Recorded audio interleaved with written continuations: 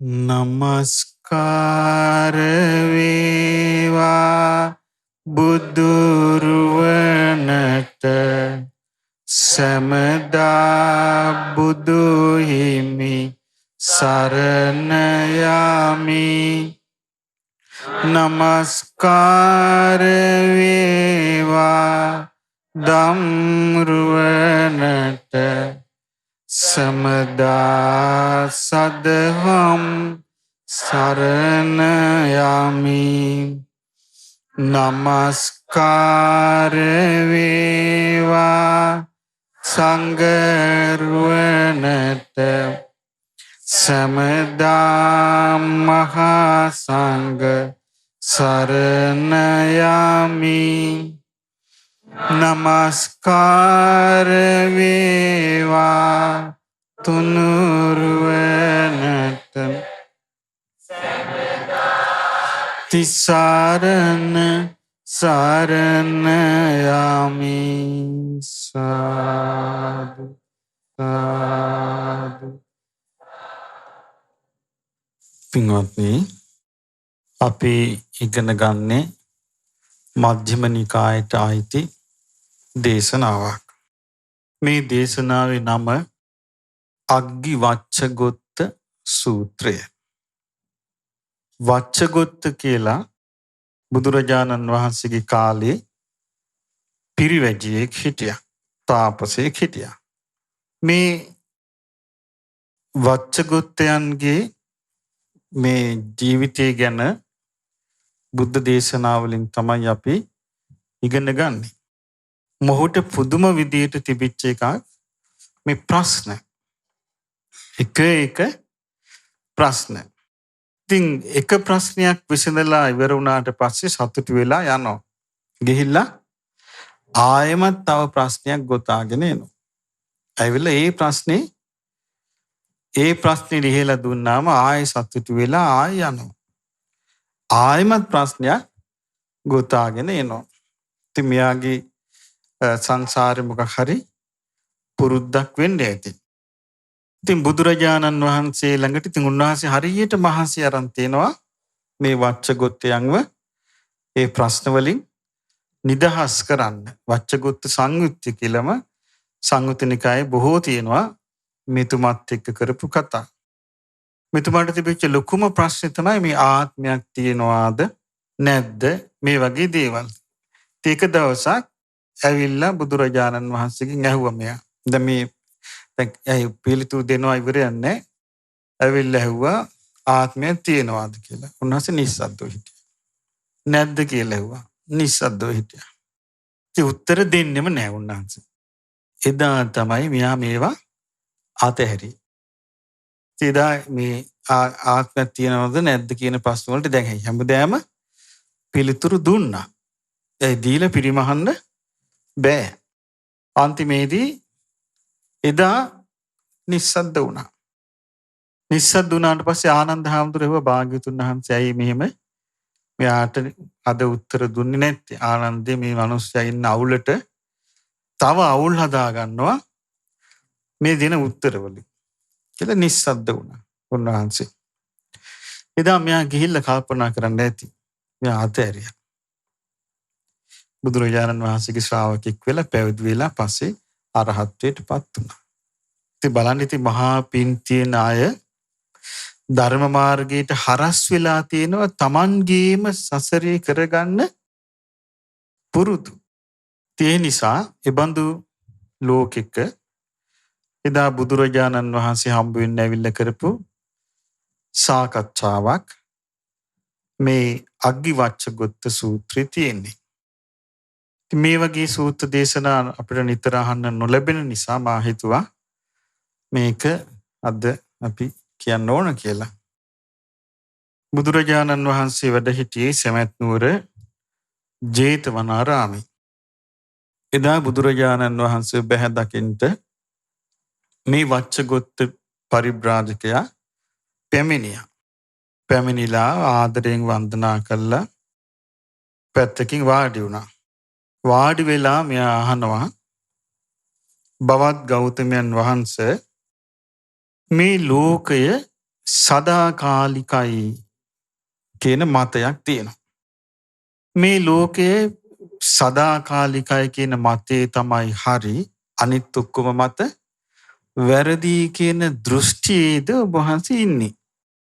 දැන් මේක මෙයා අහනවා. එතකොට බුදුරජාණන් වහන්සේ පිළිතුරු දෙනවා වච්ච ලෝකේ සදාකාලිකයි ඒක තමයි හරි. අනිත් ඔක්කොම බොරු කියලා දෘෂ්ටියක් මට නැහැ කියලා. එතකොට වච්ච පැහැදුණා. පැහැදිලා කියන එහෙනම් ස්වාමීනි එහෙනම් මගේ මේ දෙවෙනි ප්‍රශ්නේ කියලා කියනවා. එතකොට බවත් ගෞතමයන් වහන්සේ ලෝකයේ සදාකාලික නෑ. ඒක තමයි හරි. අනිත් සියල්ල බොරු. ඒ මතේද වහන්සේ ඉන්නේ කියලා ඇහුවා. එතකොට බුදුරජාණන් වහන්සේ පිළිතුරු දෙනවා වච්ච ලෝකේ සදාකාලික නෑ. ඒ මතේ තමයි හරි. අනිත් මත සියල්ල බොරු කියන දෘෂ්ටියක් මට නෑ කියලා කිව්වා. එතකොට මෙයා කියනවා හරි ස්වාමීනි බෞද්ධ ගෞතමයන් වහන්සේ නම් ලෝකයෙහි කෙලවරක් තිබෙනවා. ඒක තමයි හරි. අන්න ඒවා වැරදි. ඒ මතේ වහන්සේ ඉන්නවාද කියලා ඇහුවා. එතන බුදුරජාණන් වහන්සේ පිළිතුරු දෙනවා වච්ච ලෝකේ කෙලවරක් තියෙනවා. ඒ මතේ තමයි හරි. අනිත් මත වැරදි කියලා දෘෂ්ටියක් මට නැහැ. එතකොට මෙයා ආය අහනවා එහෙනම් බෞද්ධ ගෞතමයන් වහන්සේ ලෝකයෙහි කෙලවරක් නැහැ. කලින් ඇහුවේ ලෝකේ කෙලවරක් තියෙනවා. දැන් මෙයා අහනවා එහෙනම් ලෝකේ කෙලවරක් නැහැ. ඒ මතේ තමයි හරි. අනිත් මත වැරදි. මේ දෘෂ්ටියේද වහන්සේ ඉන්නේ. එතකොට බුදුරජාණන් වහන්සේ පිළිතුරු දෙනවා වච්ච ලෝකයෙහි කෙලවරක් නැහැ. මේ මතේ තමයි හරි. අනිත් මත වැරදි කියලා මට එහෙම දෘෂ්ටියක් නැහැ කියලා. මේ කියන්නේ ඒ කාලේ මේ ලෝකයේ තුල මිනිස්සු කතාබස් කරගෙන සොයාගෙන ගියාපු දේවල් වලදී ඒගොල්ලෝ සාකච්ඡා කරපු මාතෘකා මේ තියෙන්නේ. කොටසක් මේ ලෝකයේ ස්ථිරයි. ලෝකේ සදාකාලිකයි කියලා ඒකට මතවාද ගොඩනැගුවා. ඒ මතවාද ගොඩනගලා මේ මතවාද පිළිගන්නවා. ඒකට කියනවා දෘෂ්ටි කියලා. එතකොට ඒවා පිළිගත්තු හිටියා. ඉතින් බුදුරජාණන් වහන්සේගේ මේ වච්චගොත්ත ගිහින් ඇහුවා ලෝකේ සදාකාලිකයිද? ඒ දෘෂ්ටියේ වහන්සේ ඉන්නවද? ඉතින් බුදුරජාණන් වහන්සේ මොකද්ද වදාළේ? එහෙම දෘෂ්ටියක් මට නැහැ කිව්වා. එහෙනම් සදාකාලික නැද්ද? එහෙම දෘෂ්ටියකද ඉන්නේ? එහෙම දෘෂ්ටියකුත් මට නැහැ කිව්වා. ඊට පස්සේ දැන් සමහරු කතා වෙනවා. ඉතින් ඒ කාලේ හිටපු ඉතින් හරියට ඒ කාලේ ගියා නෙමේ තපසට ගියා, වීරිය කළා. ඒ යුගයට මොන යුගය කියලාද කියන්නේ? කිං කුසල ගවේසි. කිං සත්‍ය ගවේසි. සත්‍ය මොකද්ද? කුසල් මොකද්ද කියලා හොය යන යුගය. එතකොට එහෙම දෘෂ්ටියක් නැහැ කිව්වා. ඊට පස්සේ ආවෝ එහෙනම් මේ ලෝකේ අන්තවත් ලෝකයේ කෙලවරක් තියෙනවා කියලා කියනවා. අන්තයක් තියෙනවාය. ඒ මතේ හරිද? එහෙම දෘෂ්ටියකුත් නැහැ. ලෝකේ කෙලවර නැහැ කියලා මතයක් තියෙනවා. ඒක හරිද කියලා. ඒ මතේද දරන්නේ කියලා ඇහුවා. එහෙම දරන්නේ නැහැ කිව්වා.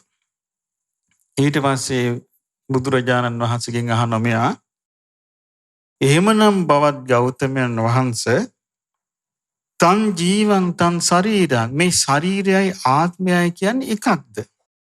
මොකක්ද ඇහුවේ? ශරීරයයි ආත්මයයි කියන්නේ එකක්ද? මේකද ඇත්ත? අනිත්‍යව බොරුද කියලා ඇහුවා. දැන් මේ මත මේ අපිට දැන් ප්‍රකට නැති වුණාට අදත් මේ ලෝකේ මේ මත තමයි තියෙන්නේ. වෙන මතයක් එන්න විදියක් නැහැ නේ. දැන් මේ මතේ තන් ජීවං තන් ශරීරං ඒ ශරීරයයි ඒ ආත්මය එකයි. ඕක අදත් උගන්වනවා තත්ත්වමසි කියලා සංස්කෘතියෙන්. එතකොට එහෙම එතකොට මේ වචානවා මේ ජීවයත් ආත්මයත් එකයිද? ඒ එකයි කියලා මතයක් තියෙනවා. අනිත් මත ඔක්කොම වැරදි කියන දෘෂ්ටියේද ඔබ වහන්සේ ඉන්නේ. එතකොට මේ බුදුරජාණන් වහන්සේ පිළිතුරු දෙනවා වච්ච එයයි ජීවය එයයි ආත්මය කියලා කියන අදහස තමයි හරි අනිත්‍ය බොරු කියලා දෘෂ්ටියක් මට නෑ කියනවා. ඊට පස්සේ අහනවා එහෙනම් බවත් ගෞතමයන් වහන්සේ අඤ්ඤං ජීවං අඤ්ඤං ශරීරං. ඔව් ආත්මයේ වෙනින් එකක් ශරීරයේ වෙනින් එකක් කියලා මතයක් තියෙනවා.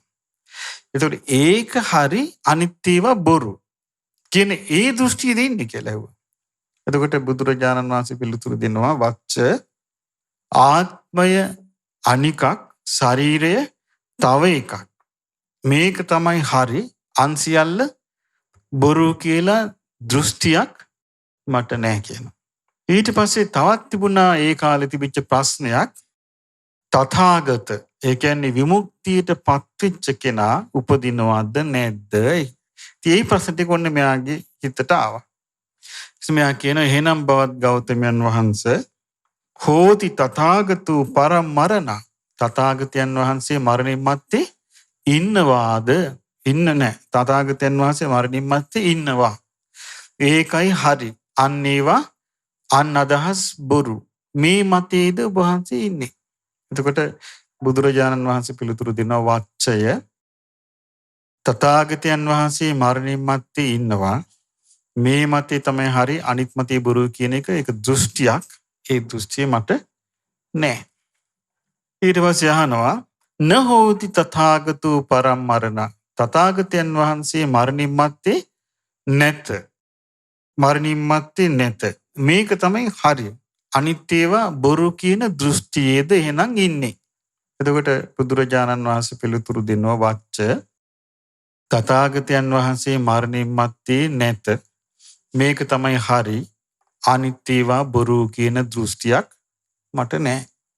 ඊට පස්සේ බුදුරජාණන් වහන්සේගෙන් අහනවා වච්ච එහෙමනම් බවත් ගෞතමයන් වහන්සේ හෝතිච නච හෝති තථාගතෝ පරමරණ තථාගතයන් වහන්සේ මරණින් මත්තේ සිටින්නේත් වෙයි නොසිටින්නේත් වෙයි. මේක තමයි හරි. අන්මත බොරු කියන මේ දෘෂ්ටියද ඉන්නේ. එතකොට බුදුරජාණන් වහන්සේ පිළිතුරු දෙනවා වච්චේ මං මේ දෘෂ්ටියෙත් නැහැ. ඊට පස්සේ වච්ච අහනවා එහෙමනම් බවත් ගෞතමයන් වහන්සේ නේව හෝති නොහෝති තථාගතෝ පරමරණ තථාගතයන් වහන්සේ මරණින් මත්තේ නැත්තේය නැත්තේත් නැත. මේක තමයි හරි අන්මත බොරු. ඒ මතයේද ඉන්නේ කියලා වේ දෘෂ්ටියද? ඒ දෘෂ්ටිත් නැහැ කියලා. දැන් මෙයාගේ දෘෂ්ටි ටික අහලා ඉවර වුණා. දැන් ඒක දෘෂ්ටියකවත් ඒ මතයකවත් බුදුරජාණන් වහන්සේ නැහැ. ඉතින් මෙයාට හරි ප්‍රශ්නයක් ආවා දැන්.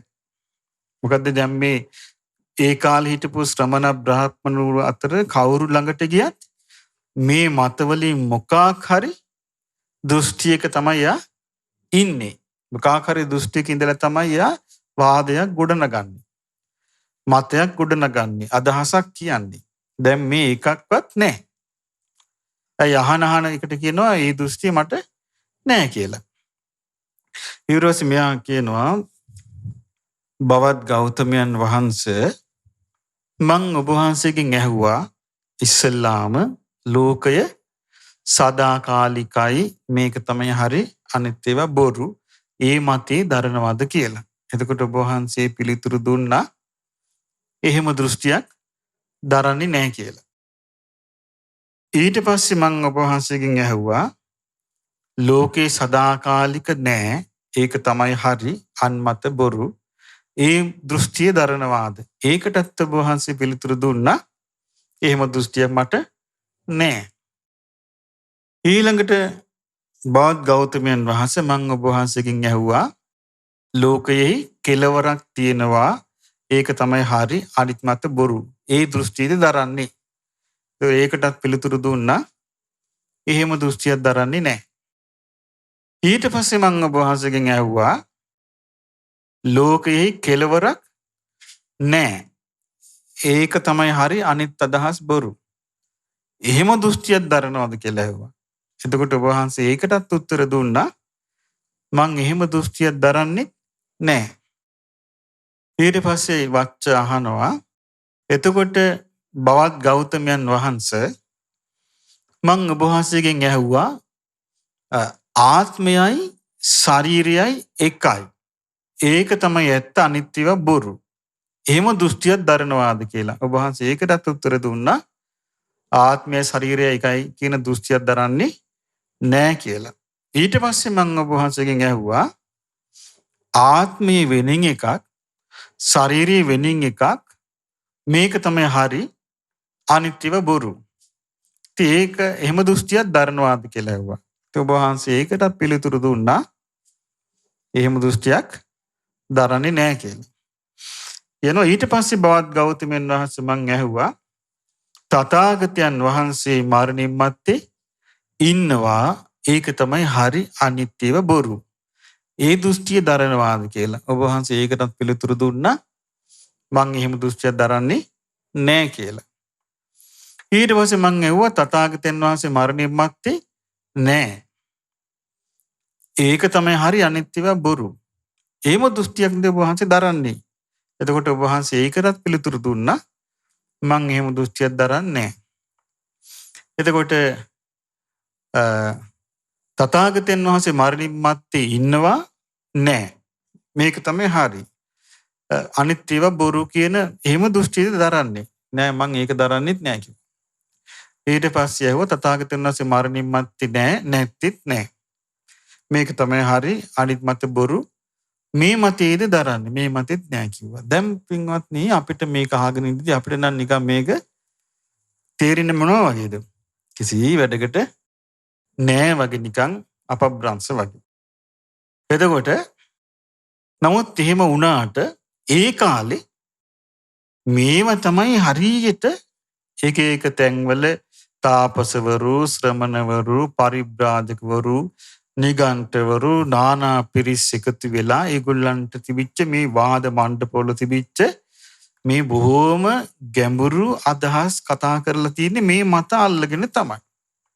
ඒ නිසා අපිට මේක වැඩක් නෑ වගේ පෙවුනට මේක ඒගොල්ලන්ට මේ වච්චට එහෙම මහා විශාල දෙයක් මේ. එතකොට එයාට හරි ප්‍රශ්නයක් ඇති වුණා. මොකද ඇයි මෙහෙම එක දෘෂ්ටියක්වත් නැත්තේ?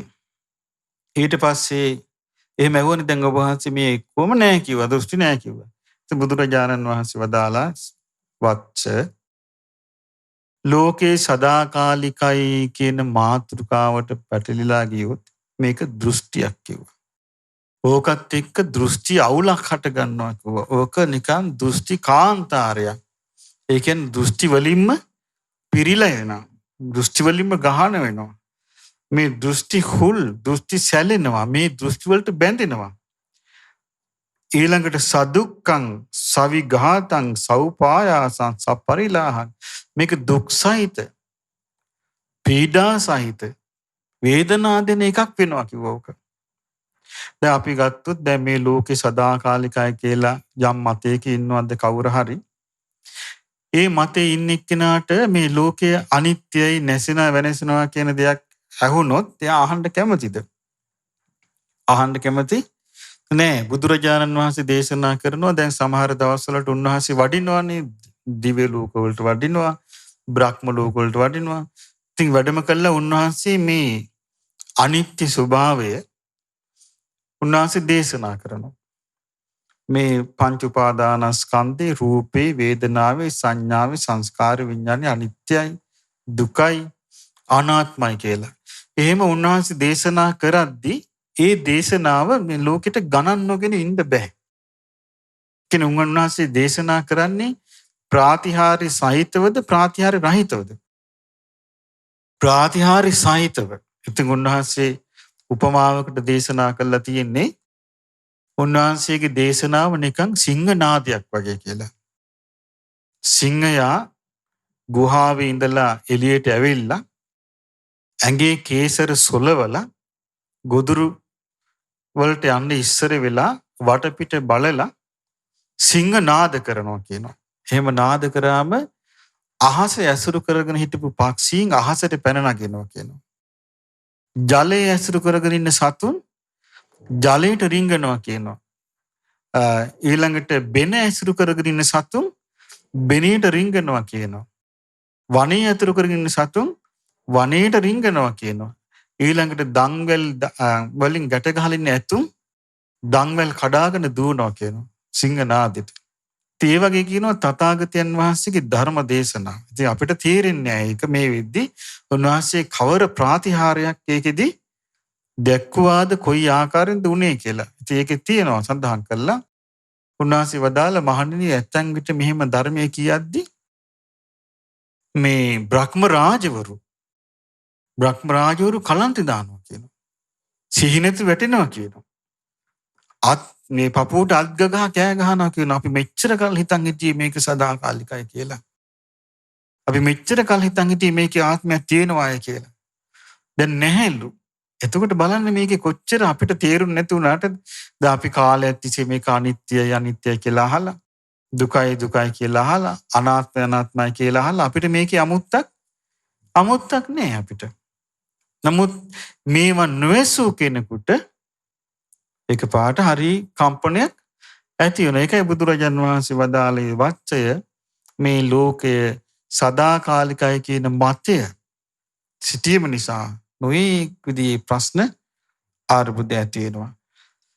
නිබ්බිදාය කලකිරීමට හේතු වෙන්නේ නැහැ. විරාගාය නොවැල්මට හේතු වෙන්නේ නැහැ. නිරෝධාය කෙලෙස් නසන්න උපකාර වෙන්නේ නැහැ. උපසමාය සංසිඳෙන්න උපකාර වෙන්නේ නැහැ. අභිඥාය විශිෂ්ට ඥානයක් පිණිස හේතු වන්නේ නැහැ. සම්බෝධාය අවබෝධයට හේතු වන්නේ නැහැ. නිබ්බානාය නිවනට හේතු වෙන්නේ නැහැ කියනවා මේ ලෝකේ සාස්වතයි කියන දෘෂ්ටිය. ඒ වගේම කියනවා ලෝකේ අසාස්වතයි. ලෝකේ සදාකාලික නෑ. මේ දෘෂ්ටියත් එහෙමයි කියන මේක දෘෂ්ටියක් කියනවා. අපි දන්නෝනේ බුද්ධ කාලේ මේ වගේ මත අරගෙන ප්‍රවාද ගොඩනගපු අය හිටියා. ප්‍රවාද කියන්නේ මේ අසත්‍ය වූ තොරතුරු පදනම් කරගෙන සත්‍ය වගේ ගොඩනගපු අය. ඒගොල්ලෝ හරි ප්‍රබල විදිහට කියාගෙන ගියා.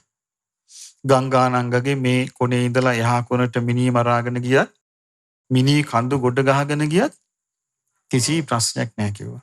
පවක් පිළිකක් වෙන්නේ නැහැ කිව්වා. ඒ කොනේ ඉඳලා මේ කොනට දාන දීගෙන ගියත් කිසිම පිනක් වෙන්නේ නැහැ කිව්වා. එහෙම එකක් නැහැ කිව්වා. මේ බුදුරජාණන් වහන්සේගේ කාලේ මේ සමාධි කියාගෙන ගියා ඒක. ඒ නිසා මේ මනුස්ස ජීවිතේ තියෙන්නේ මේ මිනිස්සු කෙනෙක් මරුණාට පස්සේ ලෑලි කෑලි දෙක මෙයාව තියාගෙන 4 දිනක් කරේ තියාගෙන සෝනට ගෙනියනවා. එතනින් එයාගේ ගමන ඉවරයි කිව්වා. පඨවි ධාතුට එකතු වෙනවා කිව්වා. ආපෝ ධාතුට එකතු වෙනවා කිව්වා. තේජෝ ධාතුට එකතු වෙනවා කිව්වා. වායු ධාතුට එකතු වෙනවා කිව්වා. ආකාශ ආකාශයට එකතු වෙනකොට විඥානේ විසිරලා යනවා කිව්වා ආකාශයට. මොකුත් නැහැ කිව්වා මේකේ. ඒ මතයේ කියන එකට ඒ මතයට අනුගාමිකයෝ හිටියා. අද වුණත් මේ මිනිස්සෙක් කිව්වොත් එහෙම ප්‍රබල මතයක් ඇටියට ඒ මතය පිළිගන්න ඕන තරම් ඉන්න පුළුවන්. ඉතින් ඒ නිසා බුදුරජාණන් වහන්සේ වදාලා වච්චය මේ ලෝකයේ සාස්වත නැහැ කියන මේ උච්ඡේද දෘෂ්ටිය මේක දෘෂ්ටියක් කිව්වා. අරක සාස්වත දෘෂ්ටිය මේක ඒ දෙක තමයි මේ කැරකි කියන්නේ. සාස්වත දෘෂ්ටිය කියන්නේ සදාකාලික පැවැත්මක් පිළිබඳ දෘෂ්ටිය. උච්ඡේද දෘෂ්ටිය කියන්නේ මරණින් මත්තේ පැවැත්මක් නැත කියන දෘෂ්ටිය. මේ දෘෂ්ටි දෙකෙන් තමයි මේ ඔක්කොම පැටලි යන්නේ. බුදුරජාණන් වහන්සේ දේශනා කළා වච්චය මේ ඔක්කොම දෘෂ්ටි කාන්තාර, මේ දෘෂ්ටි ගහන, දෘෂ්ටි කැලෑව, මේ දෘෂ්ටි හුල්, මේ දෘෂ්ටි සැලී, මේවා ඔක්කොම දුක් සහිත ලෝකයක් උරුම කරයි. කවදාවත් මේ යහපතට ධර්ම මාර්ගයට උදව්වක් නැහැ කිව්වා. ඊට පස්සේ කිව්වා වච්චේ මේ ලෝකයේ අන්තවත්. ඒ කියන්නේ ලෝකයේ අවසානයක් තියෙනවා. අවසානයක් තියෙනවා කියන මතේ හිටියනේ මක්කලි ගෝසාල. මක්කලි ගෝසාල කිව්වනේ කන්දක් උඩ නැගලා නූල් බෝලයක් අරගෙන නූල් බෝලේ කෙරෝලේ අල්ලාගෙන ඈතට නූල් බෝලේ වීසි කළාම ඒ නූල් බෝලේ විසි වෙන්නේ නූලේ තියෙන දුර ප්‍රමාණයට විතරයි කිව්වා. එතනින් හැරි නූල් බෝලේ යන්නේ නැහැ කිව්වා. මේ වගේ කිව්වා අනිවාර්යයෙන්ම 84000ක් යෝනිවල උපදින්න තියෙනවා. 84000ක් මේ ආත්ම භාව උපදින්න තියෙනවා. මෙච්චර තියෙනවා. අභිජාති 6ක් තියෙනවා. මෙහෙම තියෙනවා කියලා එයා ලිස්ට් එකක් හැදුවා. ආත්ම භව 6ක් තියෙනවා, අසවල් ඒවා 12ක් තියෙනවා, අසවල් 18ක් තියෙනවා, අසවල් 24ක් තියෙනවා කියලා මේ දැක්ක වගේ හැදුවා ලිස්ට් එකක්. හදලා මිනිසුන්ට කිව්වා මේ කිසි තේරුමක් නැහැ කිව්වා මේ වීරිය කිරීම.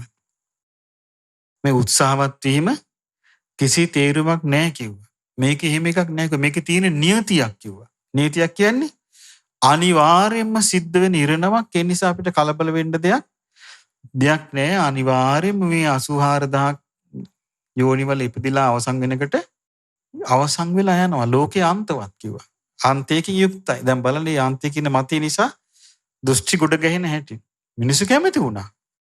ඒක දැනක බුදුරජාණන් වහන්සේ වදාලා මහණෙනි මේ මක්කලි සතුන් අටවන්ට දාන කෙමන වගේ මේ මිනිස්සුන්ව දෘෂ්ටිගත කරන්න දාපු මිනිස් කෙමනක් කිව්වා. ඒතර බුදුරජාණන් වහන්සේගේ මුවින් මිනිස් කෙමනක් මෙයාගේ මේ දෘෂ්ටිය කියලා කියන්නේ මිනිස්සු එකට කොච්චර ආස කරන්නේ නැද්ද? ඇයි දැන් සමහර විට ගමක එක්කෙනෙක් දෙන්නේ ධර්මය අහනවා. අහලා සතිපට්ඨාන හිත පිහිටුවා ගන්නවා. කුසල් වඩන්න වීරිය කරන්න, අකුසල් ප්‍රහාණය කරන්න වීරිය කරන්න, පින් කරන්න කියලා කියනවා. කිය අර මතයේ හිටපුවා මොකද්ද කියන්නේ? අනේ මොකටද අපිට ඕවා?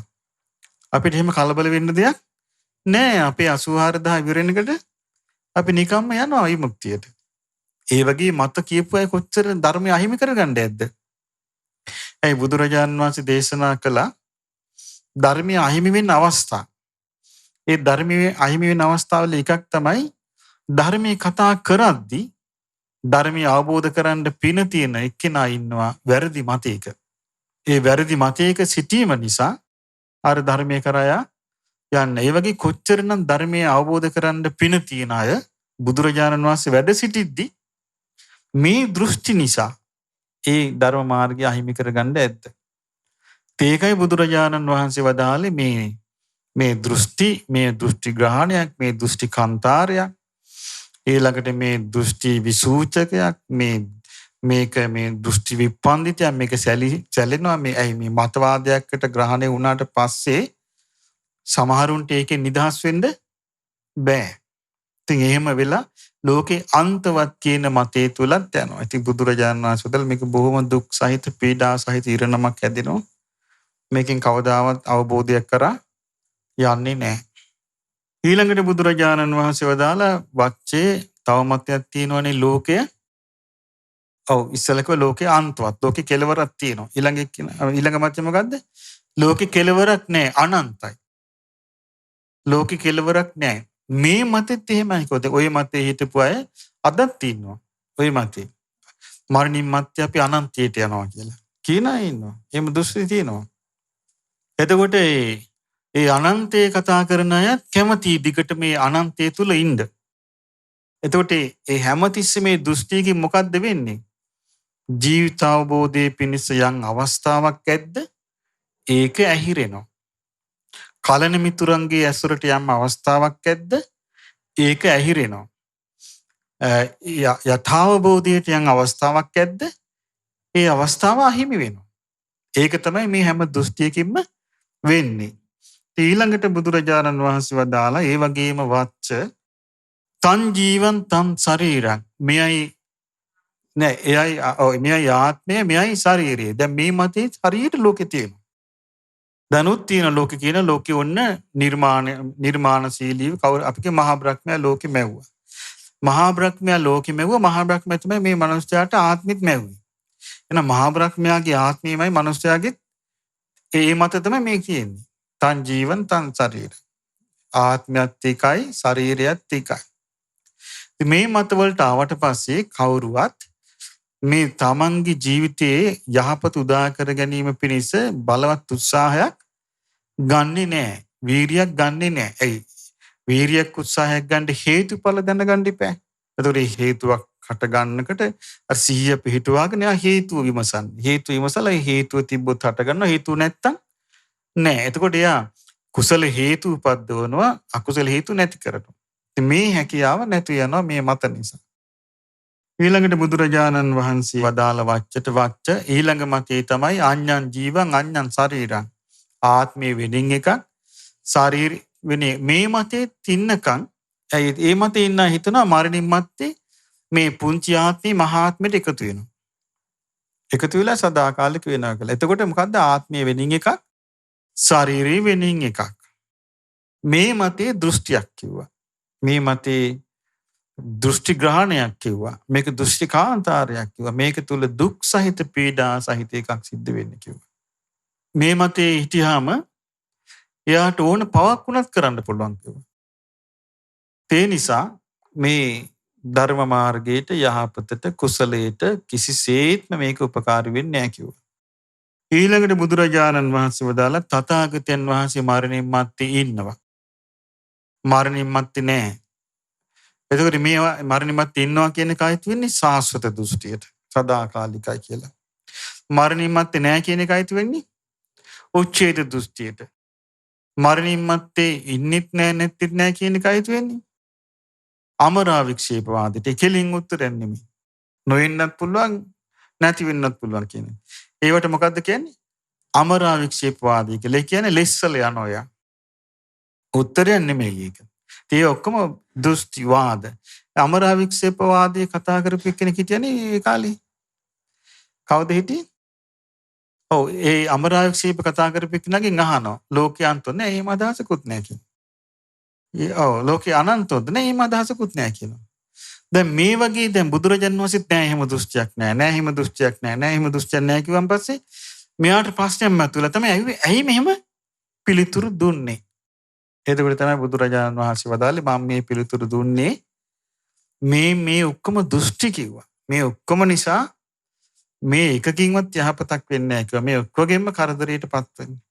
එතකොට මේ වච්චහනවා අත්තිපන්න බොහෝතු ගෝතමස්ස කිංච දිච්චිගත. එහෙමනම් බවත් ගෞතමයන් වහන්සේට වෙනත් මොකවත් දෘෂ්ටියක් තියනවද කියලා ඇහුවා. එතකොට බුදුරජාණන් වහන්සේ පිළිතුරු දෙනවා දිට්ඨිගතං තිකෝ වච්ච අපනීත මේතම් තථාගතස්ස. වච්චය මේ දෘෂ්ටිගත වීම කියන එක තථාගතයන් වහන්සේ බැහැර කරපු එකක් කියලා. දෘෂ්ටිගත වීම කියන එක බැහැර කරපු එකක් කියනවා. ඒකට හේතුව දිට්ඨං හේතං වච්ච තථාගතේන. වච්චය තථාගතයන් වහන්සේ දැක්කා ඉති රූපං මේ රූපේ මෙහිමයි හටගන්නේ.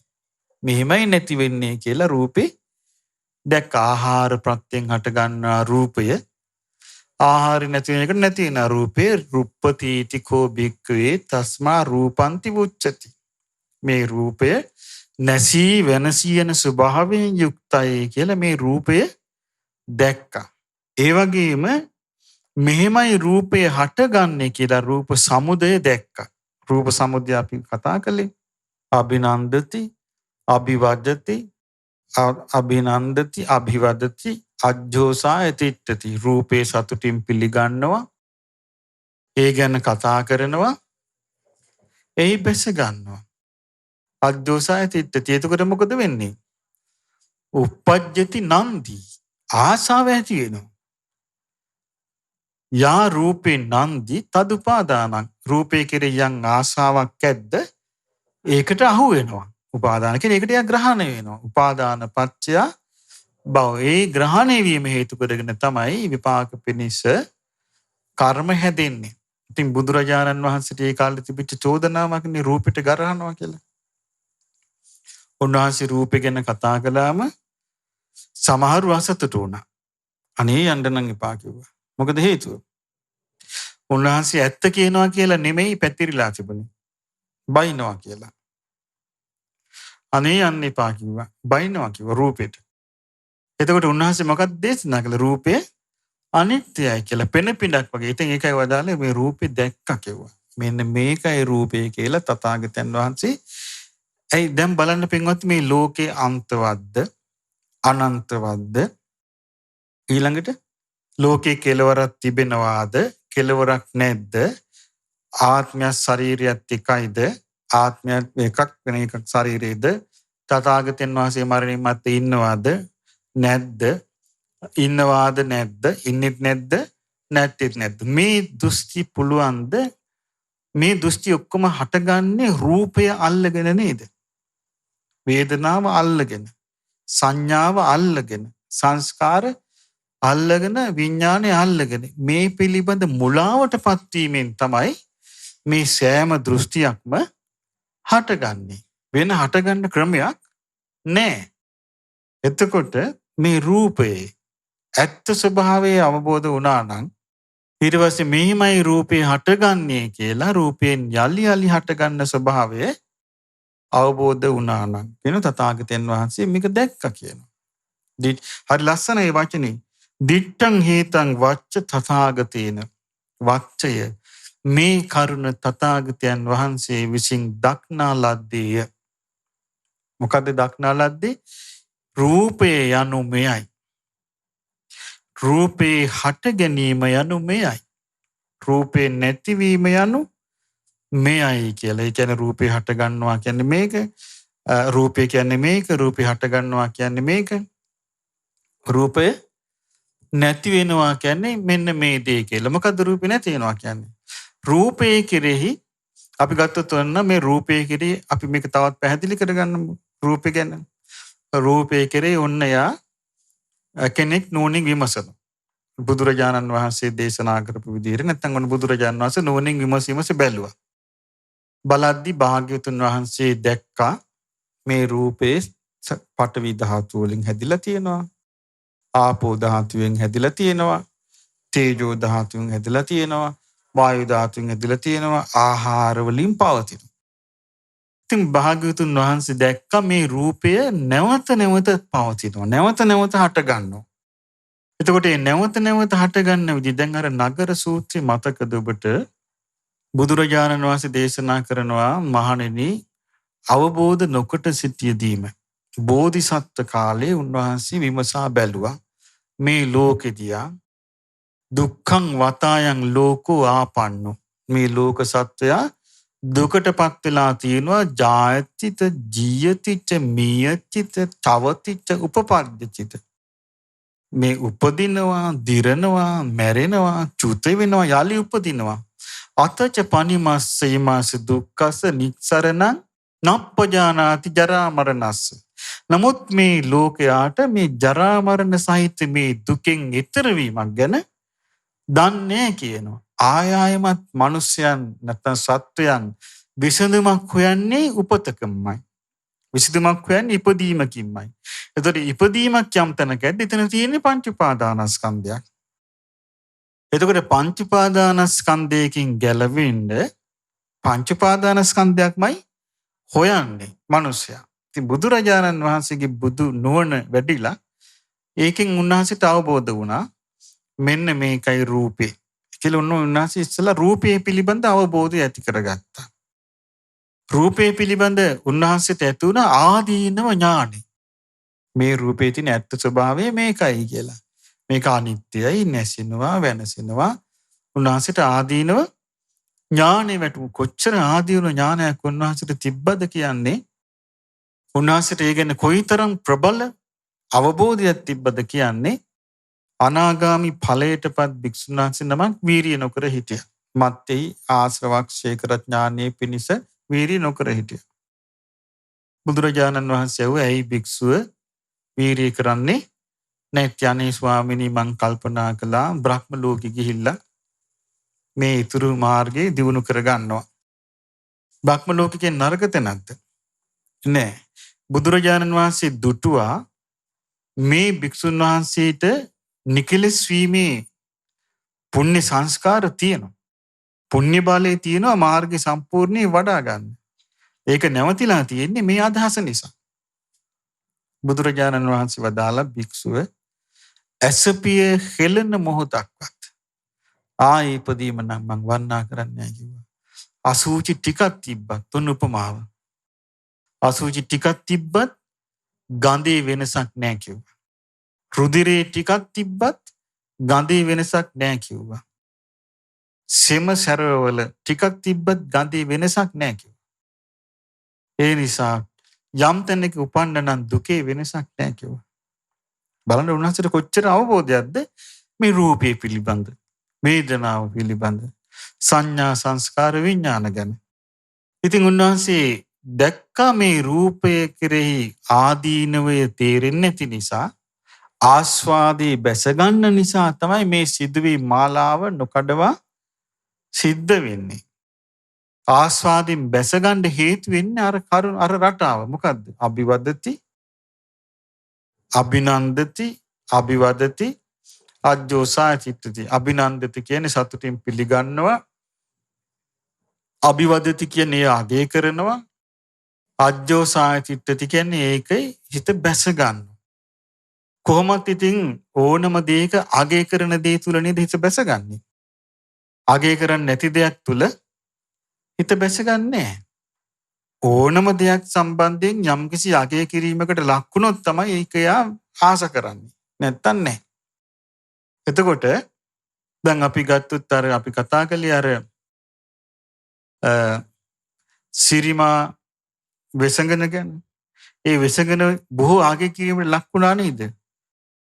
ඊට පස්සේ එතුමියම අභාවයට පත් වෙලා කුණු වෙලා සරව ඇගිරෙන්න පටන් ගත්තට පස්සේ කවුරුත් අභිනන්දනා කරන්නේ සතුටින් පිළිගන්නේ කවුරු සතුටින් අගය කරන්නේ. එතකොට බැස ගන්නවද? නැහැ. එහෙනම් බැසගන්නේම ආදීනව නොසැලකීමෙන්. ආදීනව නොසැලකීමෙන්. එතකොට බැස ගන්නවා. ඉතින් අනාගත ලෝකේ මේ ආදීනව කියන එක තවත් කතා බහේ නැතු යන. නැති වෙලා ආස්වාදයේම තමයි ඇති වෙන්නේ. දැන් අලුතෙන් සෙන්ට් වර්ග පවා ඇති වෙලා තියෙන්නේ රුධිර සෙන්ට්. අලුතෙන් සෙන්ට් වර්ගයක් හදලා තියෙනවා ලේ වලින්. ඇඟේ ගා ගන්න. එතකොට බලන්න මේ මිනිස්සුන්ගේ ආස්වාදය සෙවිල්ල කොච්චර උමතු ස්වභාවයටද ක්‍රමක්‍රමයෙන් යන්නේ.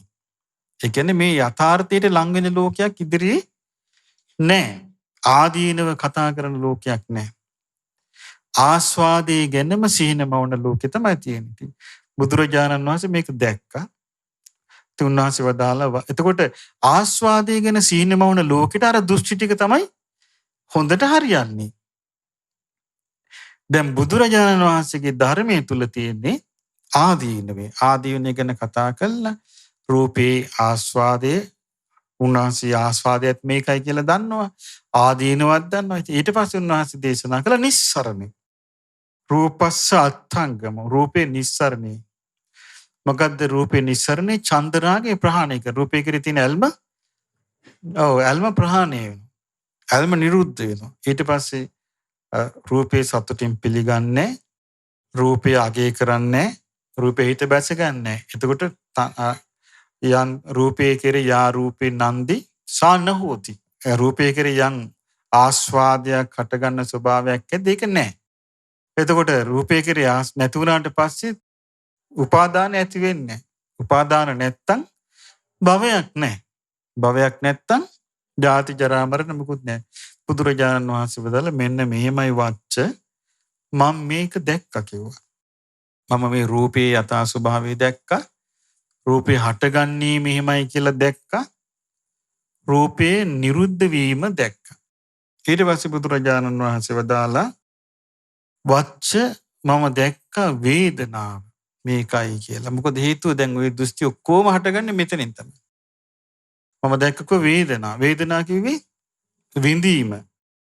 මේ ලෝකේ සැප විඳීම තියෙනවා, දුක් විඳීම තියෙනවා, උපේක්ෂා වේදනා තියෙනවා. දැන් සාමාන්‍ය ලෝකේ දැන් අපි ගත්ත සාමාන්‍ය ලෝකේ අපි යමක් කාලා බීලා යමක් ඇඳලා වටපිට යමක් බලලා යම් කිසි විඳීමක් ලබනවා නම් සතුටක් ඒක මොන වේදනාවද? සාමිස සුඛ වේදනා. යම් කිසි දෙයකින් අපිට දුකක් ලැබෙනවා නම් ඉබඳු පාරිසරික වශයෙන් සාමිස දුක් වේදනා. දැන් බුදුරජාණන් වහන්සේ ඒකේ තියෙන සැපේවත් අගය කළේ නැහැ. උන්වහන්සේ සැප වේදනාව කියන එක සමහර තැන්වල පනවලා තියෙන්නේ ධානයේට. ධානය තුල තියෙන සැපේ තමයි උන්වහන්සේ අගය කළේ. අනිස්සප අගය කළේ. එක තැනක දේශනා කරලා තියෙනවා මහණෙනි මේ නිදුකින් සුවසේ සමාධියක් ධානයක් කෙනෙකුට හටගන්න නැත්තම් ඔය බාහිර සත්කාර සම්මාන ලාභ සත්කාර වලට ආස කරයි කියන. ඒක දැනක උන්වහන්සේ නින්ද ගැනත් කියනවා එහෙම. මහණෙනි නිදුකින් සුවසේ මේ සමාධි සැපයක් නැත්තම් නින්දට ආස කරයි කියන. ඒ කියන්නේ එතකොට අපිට පේන්නේ මොකද්ද? මේකේ තියෙන්නේ සැපේ කොතනද තියෙන්නේ කියන එකයි. අපිට හොයාගන්න තේරෙන්නේ නැහැ හේතු. අපි සැපේ කියන එක හැමතිස්සෙම දකින්නේ මොනවා හරි දෙයක් දැකලා. මොනවා හරි යමක් කාලා. මොකක් හරි ඇඳලා. ඉන්න තැන පිළිවෙලකට හදාගෙන අපි සැපේ දකින්න හැමතිස්සෙම ගොරෝසු එකක්. ගෝලාරික එකක්. අපි දකින්නේ නිකම් මේ පස්වෙලා යන සැපයක්. බුදුරජාණන් වහන්සේ සැපේ හැටියට දැක්කේ කාමයන්ගෙන් වෙන්ව, අකුසලයන්ගෙන් වෙන්ව, චිත්ත ඒකාග්‍රතාවයෙන් යුක්තව මානසිකව විඳ ඉන්න සැපයක්. ඒ නිසා දැන් උන්වහන්සේ මේ වේදනාව ගැන හොඳට දන්නවා. සැප වේදනාවක් දන්නවා, දුක් වේදනාවක් දන්නවා, උපේක්ෂා වේදනාවක් දන්නවා. ස්පර්ශයේ ප්‍රත්‍යයෙන් වේදනාව හටගන්න හැටි උන්වහන්සේ දන්නවා. උන්වහන්සේ දකිනවා. ඒ වගේම උන්වහන්සේ දකිනවා මේ වේදනාව යලි යලි හටගන්න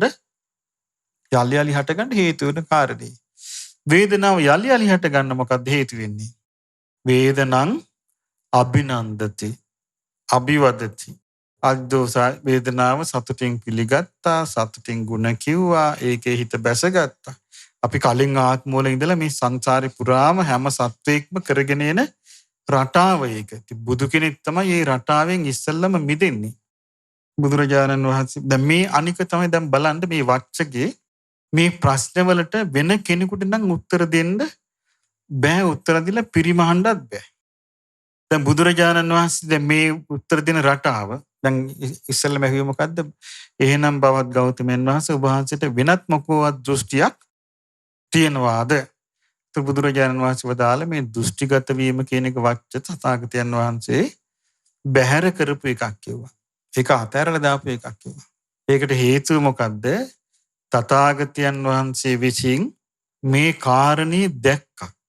මොකද්ද දැක්කේ? මෙහෙමයි රූපේ හටගන්නේ. මේකයි රූපේ. මෙහෙමයි රූපේ හටගන්නේ. මෙහෙමයි රූපේ නැතිවන්නේ. මේකයි විඳීම. මේකයි සැප විඳීම. මෙහෙම දුක් විඳීම.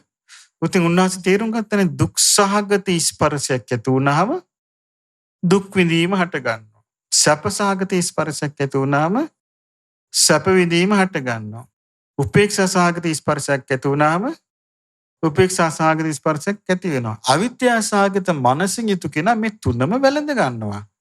දැන් දුක් සහගත ස්පර්ශය නිසා දුක් සහගත වේදනාවක් හටගත්තාම අපිට ඒක පිළිගැනීමකින් තොරව ඒකට ප්‍රතික්‍රියාවක් දක්වන්න පුළුවන්ද? බෑනේ. අපිට ස්පර්ශය කෙරේ තෘෂ්ණාවක් නැත්තම්, ස්පර්ශය කෙරේ මුලාවක් නැත්තම්, ස්පර්ශය නිසා දුක් සහගත ස්පර්ශයකින් දුස්සහගත වේදනාවක් හටගන්නවා දැක්කොත් එනං එයා දකින්න තියෙන අනිත්‍යයක් විතරයි. නමුත් අනිත් කෙනා සාමාන්‍ය ලෝකේ අපි හැමෝම දුක්ඛාගත ස්පර්ශයකින් දුක්ඛාගත වේදනාවක් හටගත්තොත් අපි කරන්නේ දුක්ඛාගත ස්පර්ශයෙන් දුක්ඛාගත වේදනාවක් හටගත්තා කියන එක ගැන අපිට සිහිය නැහැ. වෙන නෝනක් නැහැ. අපි දන්නේ මට වේදනාවක් හටගත්තා. මට දුක් වේදනාවක් හටගත්තා කියලා. මට දුකක් හටගත්තා. මට කලගාටුවක් හටගත්තා. මට ශෝකයක් හටගත්තා. මට වේදනාවක් හටගත්තා කියලා අපි ඔක්කොම මම කියලා ඔක්කොම බාර ගන්නවා. ඒ මම කියලා බාරගන්නේ අපි සතියෙන් තොරයි නේද? එතකොට සතියෙනුත් තොරයි, නෝනිනුත් තොරයි, වීරියනුත් තොරයි, අවබෝධයනුත් තොරයි. එතකොට අපිට මේක හොයාගන්න බෑ. බුදුරජාණන් වහන්සේ හොඳට දැක්කා මේක. අපි ගත්ත තුන සතුට ඇති වෙනවා අපිට. සතුටක් ඇති වෙන්න හේතු වෙන්නේ මොකද්ද? සැප සහගත ස්පර්ශයකින් තමයි සුඛ වේදනාව හටගන්නේ.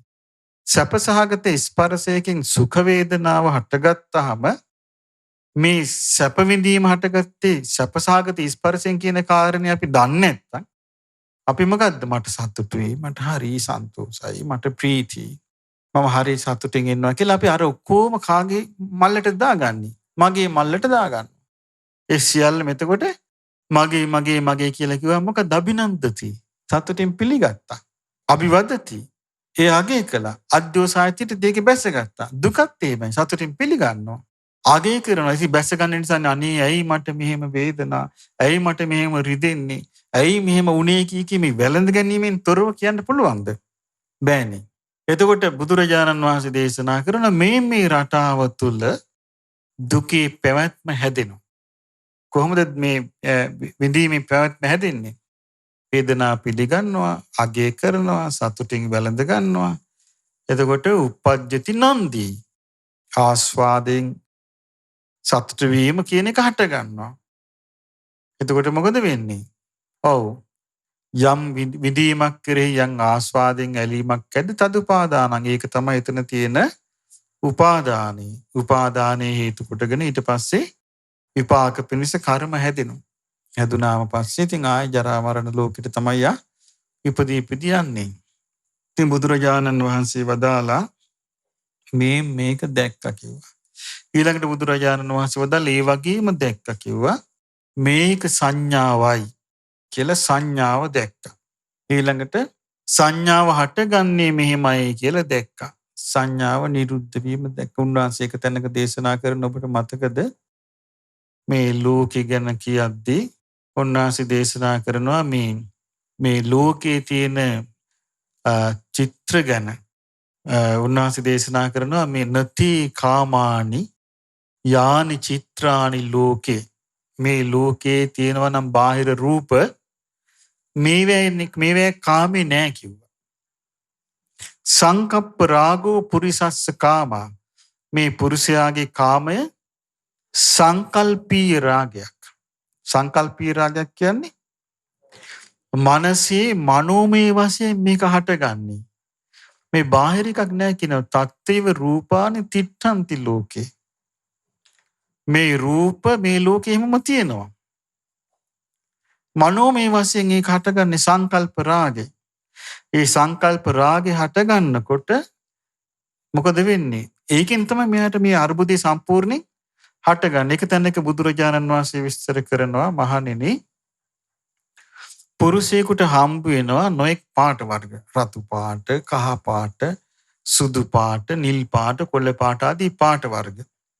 පෝරු ලෑල්ලක් හම්බ වෙනවා. මෙයා මේ පෝරු ලෑල්ලේ හෝ බිත්තියේ හෝ ස්ත්‍රී රූපයක් හෝ පුරුෂ රූපයක් අඳිනවා.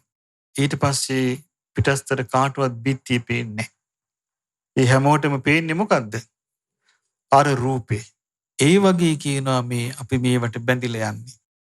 එතකොට මේ සංකල්ප රාගකින් යන්නේ. එතකොට සංකල්ප රාගකින් යනකොට මේ තමන්ගේ බලන විදියට තමයි පේන්නේ. බුදුරජාණන් වහන්සේ දේශනා කරන මේ සංඥාව උන්වහන්සේ අවබෝධ කළා. සංඥාව අවබෝධ කළා. උන්වහන්සේ සංඥාව අවබෝධ කළා මොකක් වගේද? මිරිගුවක් වගේ කිව්වා. මිරිගුව කියන එක නැති දෙයක් ඇත්ත තියෙනවා වගේ පේනවා. නැති දෙයක් තියෙනවා වගේ පේනවා. එතකොට ඒ වගේ බුදුරජාණන් වහන්සේ මේ සංඥාව ගැන තීරුයි. උන්වහන්සේ පෙන්වනවා මේ රූප සංඥා, සද්ද තණ්හා, සද්ද සංඥා, ගන්ධ සංඥා, රස සංඥා, පොට්ටබ්බ සංඥා, ධම්ම සංඥා. මේ සංඥාවල් අවබෝධ කළා කිව්වා.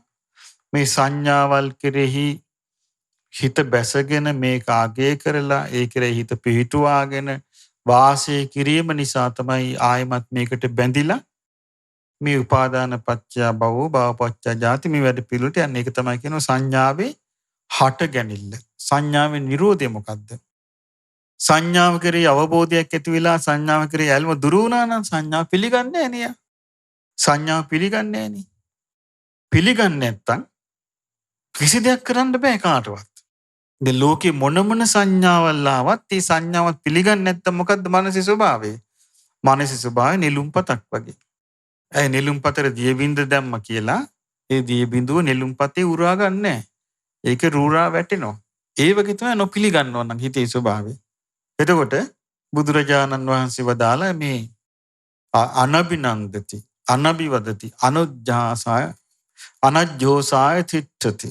එතකොට පිළිගන්නේ නැහැ, අගය කරන්නේ නැහැ, හිත බැසගන්නේ. එතකොට නන්දි හටගන්නේ නැහැ. එතකොට උපාදාන නැහැ. භව නැහැ. එතකොට සංඥාවෙන් නිදහස්. දැන් මේක හොඳට 100න් අහගන්න ඕනේ කාරණාව නිසා මම ඔබට මේ විස්තර කරන්නේ. දැන් මේ බුදුරජාණන් වහන්සේ විස්තර කරන්නේ මේ රහතන් වහන්සේ ගැන. කියන බුදුරජාණන් වහන්සේ ප්‍රදාළ මොකද්ද මේ වච්ච තථාගතයන් වහන්සේ මේ කාරණේ දැක්කා. මොකද්ද දැක්කේ? මේක රූපේ. රූපේ හටගන්නේ මෙහිමයි. රූපේ නිරුද්ධ වෙන්නේ මෙහිමයි. එහෙම දැක්කනම් රහත්නේ. නිකලෙස්. මේක වේදනාව. වේදනාව කියන්නේ මේක. වේදනාව හටගන්නේ මෙහිමයි. වේදනාවගේ සම්භවය වේදනාව නිරුද්ධ වන්නේ මෙහිමයි. මෙහෙමයි සංඥාව. සංඥාව හටගන්නේ මේ ආකාරයට. සංඥා නිරුද්ධ වෙන්නේ මේ ආකාරයට කියලා දැක්කනම් එතනදී දැන් ඉතුරු වෙන්නේ කෙලෙස් තියෙයිද? නැහැ. ඊළඟට බුදුරජාණන් වහන්සේ විස්තර කරන මේව සංස්කාර. සංස්කාර කියලා උන්වහන්සේ විස්තර කරන්නේ පංච උපාදානස්කන්ධයේදී බොහෝ විට චේතනා. උන්වහන්සේ සංස්කාර විවිධ විදිහට තෝරලා තියෙනවා. සංකතං අபிසංකරොන් තීති සංඛාරා කියලා මේ සංස්කාරයකින් කරන්නේ සංකතය ආයේ සකස් කරනවා. සංකතයේ දැන් අපිට මේ ඔක්කොම තියෙන්නේ මොනවද? සංකත. සංකත කිව්වේ හේතු ප්‍රත්‍යයන්ගෙන් අනිත්‍ය වූ දේවල් වලින් හටගෙන තියෙන්නේ. අනිත්‍ය දේවල් වලින් හටගත් එක අනිත්‍ය දේවල් වලින් පෝෂණය විය යුතුයි. හැබැයි ඒ වගේම ඒක නැති වෙලත් යනවා. නවත්තන්න බෑ.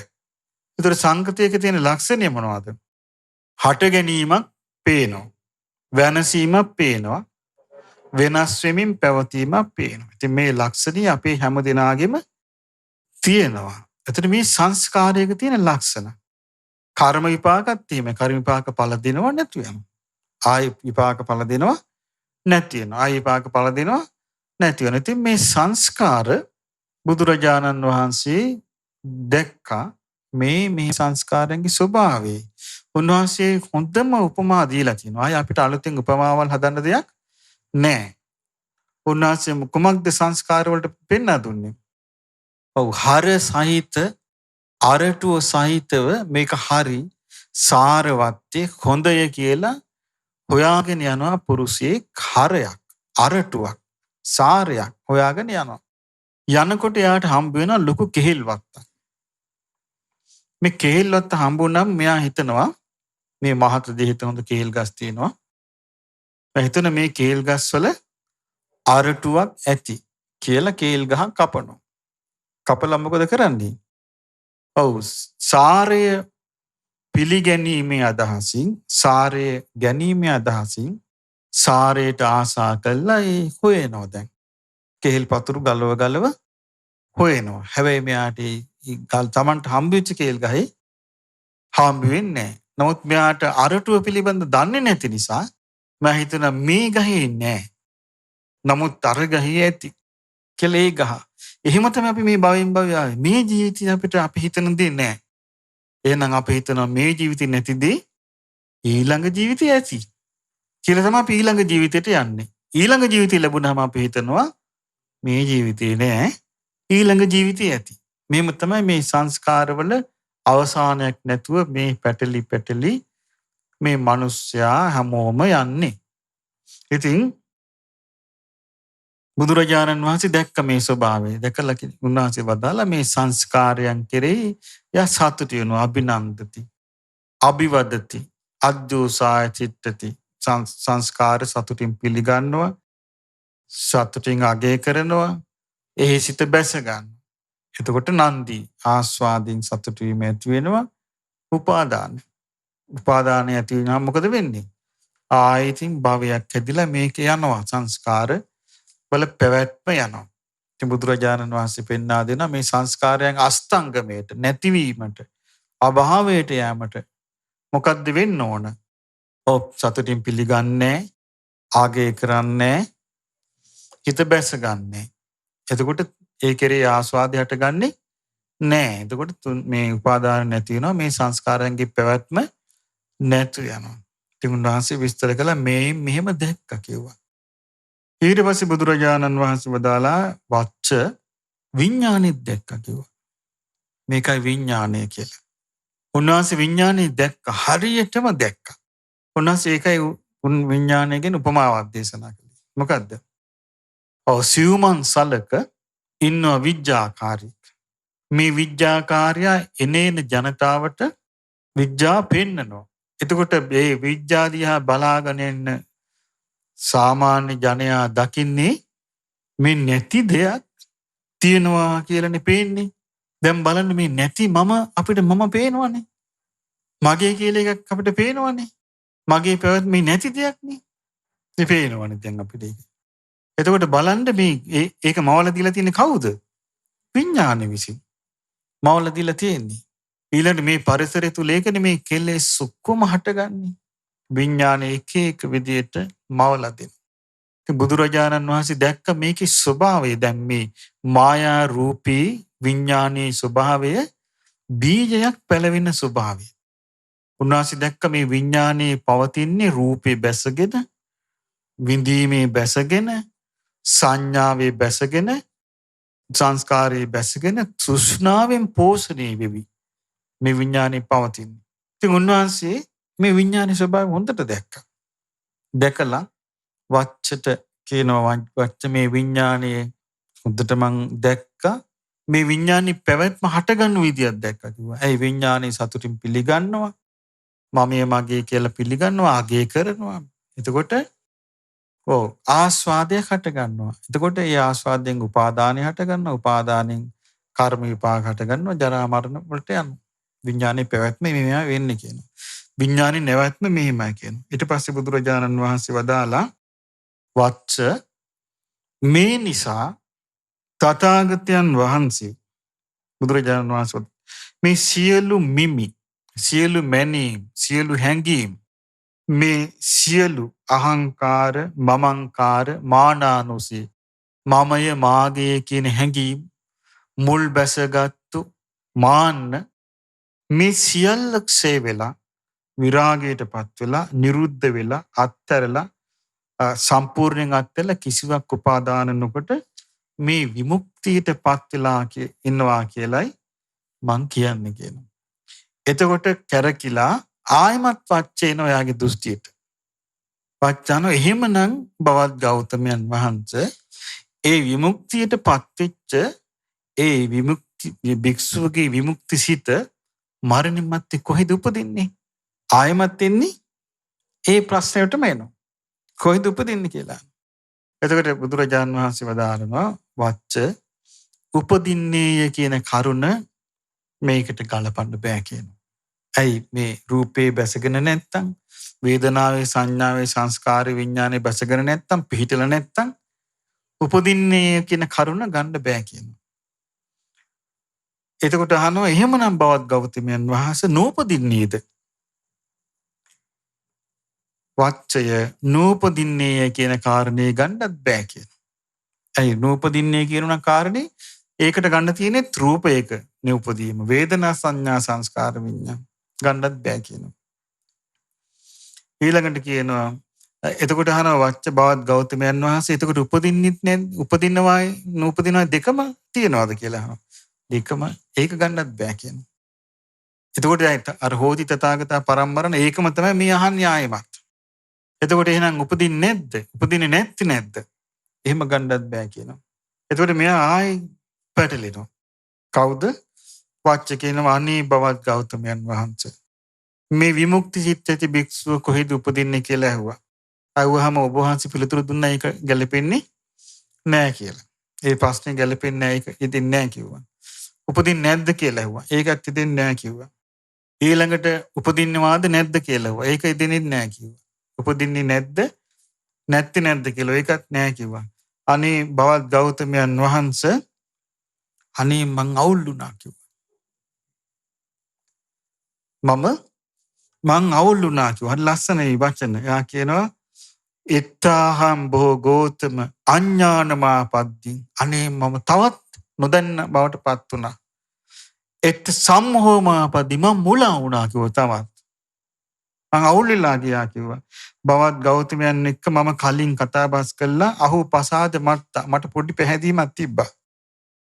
සාපි මේ තරහ අන්තර මේ කතාවේ ඒක නැති වුණා කිව්වා. එතකොට බුදුරජාණන් වහන්සේ වදාලා වච්ච මේ ඔබට මේ වුණ අවුල ඔබේ මුලාව මේ වෙන්න සුදුසු එකක් ඔබට මේ උනේ. කන වච්ච ගම්බීරෝහායන් වච්ච ධම්මෝ මේ වච්චය මේ මං කියාපු ධර්මය ගැඹුරුයි. දුද්දසෝ දකින්න අමාරුයි. දුරනුබෝධෝ අවබෝධ කරන්නත් අමාරුයි. සන්තෝ මේක හරි සාන්තයි. පනීතෝ ප්‍රණීතයි. අතක්කාවචරෝ තර්ක කර කර ගන්න බෑ. නිපුණෝ සියුම් පණ්ඩිත වේදනියෝ ප්‍රඥාවන්ත කෙනා මේක දකින්නේ. ඉතින් ඔබ කොහොමද මේ ඔබ දන්නේ නැහැ. ඔබ වෙන මත දරන්නේ. ඔබ වෙන අදහස් දරන්නේ. ඔබ වෙන අදහස් වල ඉන්නේ. ඔබ වෙන මත දරන ආචාර්යවරු. ඉතින් ඔබ කොහොමද මේක කරන්නේ? ඊට පස්සේ බුදුරජාණන් වහන්සේ අහනවා හරි පුදුමයි උන්වහන්සේගේ අනුකම්පාවයි. උන්වහන්සේ දන්නවා මෙයා මේ හිටියට අනාගතේ මෙයා මේ ධර්මයේ අල්ලනවා. උන්වහන්සේ අදාලා වච්ච මං ඔබෙන් ප්‍රශ්නයක් අහන්නම්. ඔබ කැමති විදිහට උත්තර දෙන්න. කියන වච්ච ඔබ ඉස්සරහා කවුරු හරි කෙනෙක් ගිනි ගොඩක් ගහනවා. දැන් ඔන්න ඔබ ඉස්සරහේ ගින්න ඇවිලෙනවා. ඇවිලෙනකොට කෙනෙක් ඔබෙන් අහනවා භවත තමන් ඉස්සරහා මේ ඇවිලෙන ගිනි ගොඩ පේනවද? උත්තරයා කියනවා ඔව් මට මේ මං ඉස්සරහා මේ ගිනි ගොඩ ඇවිලෙනවා මට පේනවා. එතකොට අහනවා මේ ඔබ ඉස්සරහා ඇවිලෙන ගිනි ගොඩ ඇවිලෙන්නේ මක් නිසාද? එතකොට මේ ගිනි ගොඩ මේ ඇවිලෙන්නේ මේ දර ගොඩක් ගහලා නිසා.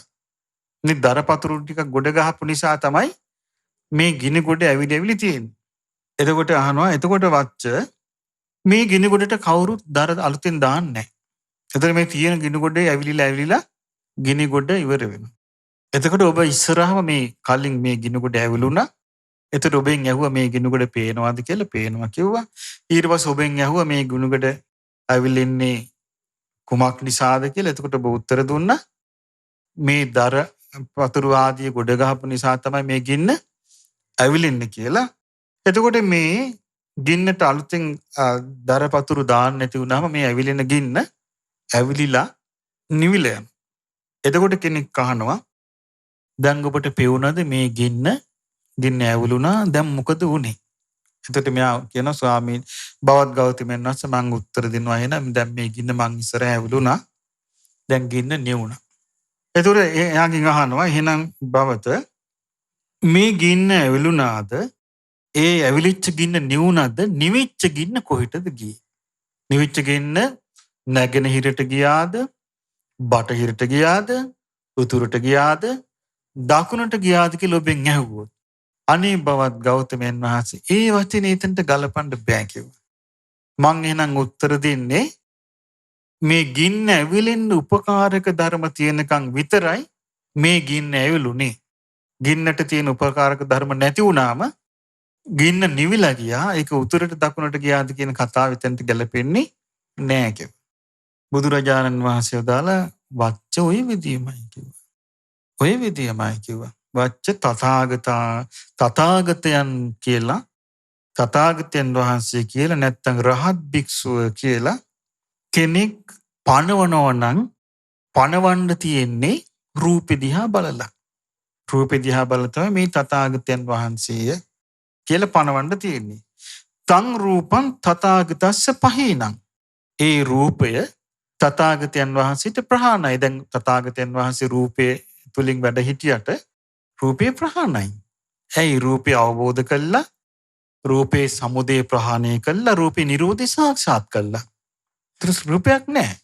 අල්ලගත් රූපයක් නැහැ. ආස්වාදයෙන් බැඳිච්ච රූපයක් නැහැ. මමය මාගේ කියලා ගත්තු දෙයක් නැහැ. ඒක ලෝක සම්මුතියෙන් තියෙනවා තථාගතයන් වහන්සේ කියලා මයින රූපයක්. මොකද ඒ රූපේ තුල තථාගතයන් වහන්සේ රූපේ ග්‍රහණය කළා නැහැ. එතකොට බුදුරජාණන් වහන්සේ වදාලා ඒ රූපේ තථාගතයන්ට ප්‍රහාණය වෙලා තියෙන නැවත කවදාවත් ඒ රූපේ හටගන්නේ කවදාවත්ම හටගන්නේ අනභවකතං අභාවයට පත් වෙලා ආයතින් අනුපාද ධම්මත්තේ කිසි දවසක ඒ රූපේ හටගන්නේ. රූප සංඛා විමුක්තෝ රූපේ අවබෝධ කළා රූපෙන් නිදහස් වෙලා ඉන්නේ. කියනවා රූප සංඛා විමුක්තෝ කෝ වච්ච තථාගතෝ තථාගතයන් වහන්සේ රූපය අවබෝධ කරලා නිදහස් වෙලා ඉන්නේ. තථාගතෝ ගම්බීරෝ ඒ නිසායි තථාගත ස්වභාවය ගැඹුරුයි. අප්පමෙය්‍යෝ ප්‍රමාණයක් කරන්න බෑ කියනවා. ඒ ප්‍රමාණයක් කරන්න මනින්න ඕනේ. මයින් එකක් නැහැ. දුප්පරියෝගාහෝ ඒ කියන්නේ මිම්මක් මයින්ඩ් බෑ. පමණයක් කරන්න බෑ. දැනගන්න බෑ එතකොට. මෙච්චර ප්‍රමාණයයි කියලා දැනගන්න දැන්. නැත්තම් අනිත් ඕනම සත්‍යයකගේ ප්‍රමාණය මයින්ඩ් පුළුවන්. මේ මයින්ඩ් මොකෙන්ද? රූපේ, වේදනාවේ, සංඥාවේ, සංස්කාර විඥානෙ. ඒ මොකක්වත් නැත්තම් ඒ ඔක්කොම අතහැරලා ඒකෙන් නිදහස් වෙලා නම් මොකුත් නැහැ. ඊට පස්සේ බුදුරජාණන් වහන්සේ වදාලා සෙය්‍යථාපි මහා සමුද්දෝ මහා සාගරේ වගේ කිව්වා. ඒ නිසා තථාගතයන් වහන්සේට උපදින්නේ යනවාද? ප්‍රශ්නේ ගැලපෙන්නේ නැහැ කිව්වා. උපදින්නේ නැත කියන එක ගැලපෙන්නේ නැහැ කිව්වා. උපදින්නේ නැහැ කියන එක ගැලපෙන්නේ නැහැ. උපදින්නේ නැති නැහැ කියන එක ගැලපෙන්නේ නැහැ කිව්වා. ඒ නිසා කියනවා මේ වච්ච තථාගතයන් වහන්සේව යම් කිසි දෙයකින් පණවනවා නම් එක්ක පණවන්න තියෙන යම් වේදනාවකින් විඳීමකින් භාග්‍යවතුන් වහන්සේ සතුටින් වැඩ ඉන්නවා. නැත්නම් භාග්‍යවතුන් වහන්සේ පීඩාවක් මේ කට්ටිය ඇති කරලා තියෙන මොන හරි කියන්න තියෙන මොකෙන්ද? වේදනාවකින්. ඒ වේදනාව තථාගතයන් වහන්සේගේ පහිනා. ඒක ප්‍රහාණය වෙලා තියෙන්නේ. ඒක කිසිවක් මම මාගේ ආත්මය කියලා අරගෙන නැහැ. උච්චින්න මූලා මුලින්ම සිඳිලා ගිහිල්ලා තාලාවත්තු කතා. ඒ තාලාවත්තු කතා කියන්නේ ඒ කාලේ තිබිච්ච උපමාවක්. තල් ගසක මුදුන් කරටිය කැඩුනහම කිසි දවසක දලු දාන්නේ. ඒ වගේ කියන. කවදාවත් හටගන්නේ නැහැ කියනවා තථාගතයන් වහන්සේට පටිච්ච සමුප්පාදය තුල හටගන්න වේදනාව කිසි දවසක හටගන්නේ නැහැ කියන එක ප්‍රහාණය වුණාට පස්සේ. වේදනාව ගැන අවබෝධ කරලා නිදහස් වූ තථාගතයන් වහන්සේ මහා සාගරය වගේ කියනවා. ගැඹුරුයි කියන. දැන් අපිට මේක හරි වැදගත් දේශනාවක්. මේ රහතන් වහන්සේගේ ස්වභාවය, තථාගතයන් වහන්සේගේ ස්වභාවය, අරහත් භික්ෂුවගේ ස්වභාවය තමයි මේ කියන්නේ. අපි මේක හිත පහදව ගන්න අපිට ප්‍රයෝජනයි. ඒ කියන්නේ දැන් රූප වේදනා සංඥා සංකාර විඥාන කියන මේ පංච උපාදානස්කන්ධ අයිති මොකේටද? දුක්ඛාරි සත්‍යයට. එතකොට අරහත්ත්වයටපත් වූ රහතන් වහන්සේට දුක්ඛාරි සත්‍ය තියෙනවද? දුක නැහැනේ. දුකෙන් නිදහස් නේද? දුකට හේතුව තියෙනවද? දුකේ හේතු වෙන නිදහස්නේ. දුක්ඛ නිරෝධය තියෙනවා. දුක්ඛ නිරුද්ධ වෙච්ච බව තියෙනවා. දුක්ඛ නිරෝධය සාක්ෂාත් කරලා තියෙනවා. දුක්ඛ නිරෝධ ගාමිනී පටිපදා සම්පූර්ණ කරලා තියෙනවා. ඒ නිසා බුදුරජාණන් වහන්සේ දේශනා කරනවා මේ වේදනාව තමයි මයින්වනම් මයින්ඩ් තියෙන්නේ. ඒක තථාගතයන් වහන්සේට ප්‍රහාණයි. සංඥාවකින් තමයි තථාගතයන් වහන්සේව මනින්න තියෙන්නේ. පණවන්න තියෙන්නේ. සංඥාව තථාගතයන් වහන්සේට ප්‍රහාණය කළා තියෙන්නේ කියනවා.